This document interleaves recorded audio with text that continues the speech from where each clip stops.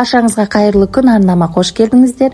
Бүгін мен каналымда сіздерге өте пайдалы, коллагенге бай, әсіресе сүйектерге өте пайдалы холодец жасаудың жолымен бөлісетін боламын. Ол үшін бізге осындай жіліктер және де сиырдың аяқтары қажет болады. Барлығын салып, қатты отта бір бұрқыратып, жақсылап қайнатып аламыз.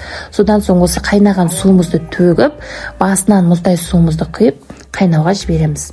Енді қайнай бастаған кезде осындай көбіктер шығуы мүмкін. Солардың барлығын сүзіп алып тастаймыз дағыны. Қайнауға тұзын салып қалдырамыз.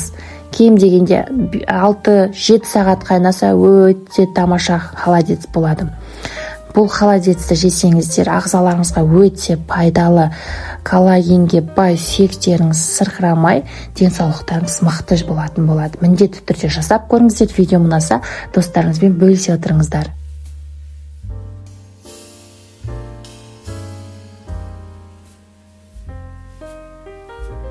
Сүйектер кем дегенде 6 сағат қайнағаннан соң осылай біздің үлкендеу 2 сәбізімізді және де бір дана пиязымызды, сонымен қатар түйіршектелген қара бұрыштардан саламыз.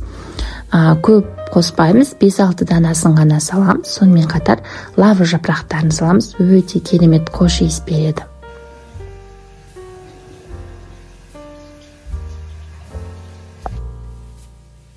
Және де сарымсақ салатын боламыз. Міне 10 шақты сарымсақты ашып, тазалап, барлығын салып, сәбізіміз піскенше тағы да қайнататын боламыз.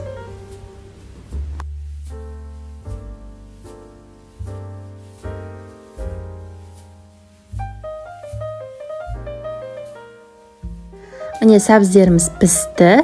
Енді кезекте барлығын дерлік үлкендеу ыдысымызға сүзіп аламыз. Еттер өте керемет, жұмсақ болып пісті, сүйектерінен бөлініп тұр. Осы сорпамыз бас аяғы 7-8 сағаттай қайнады.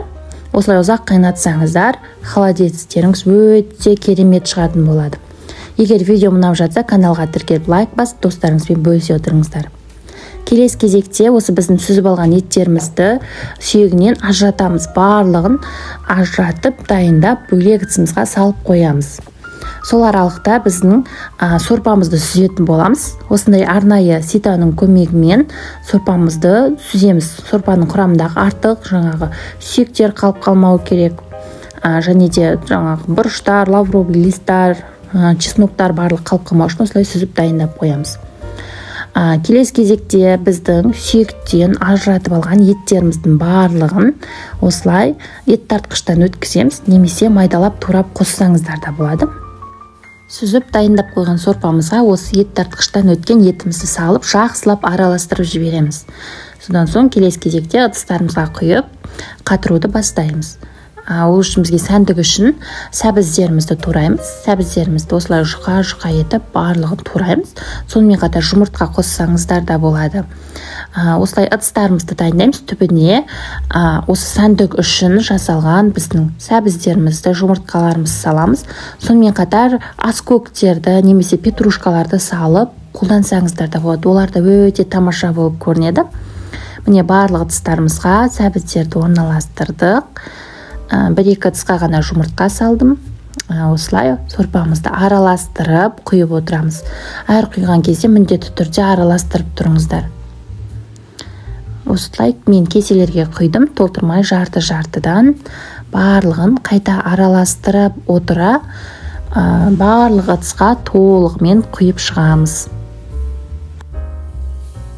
Барлығын құйып, салқын жерге, холодильникке 2-3 сағатқа қалдырамыз. Сол кезде біздің холодецтеріміз қатып, дайын болады. Міне осылай шетін пышақпен сәл ашып кесіп аламыз дағыны, ыдыстарымызға төңкереміз. Міне өте керемет, мраморный болып, тамаша холодец шықты. Дәмі деген енді өте тамаша. Міне біздің сәндік үшін пайдаланған сәбіздеріміз өте ерекше көрініп тұр.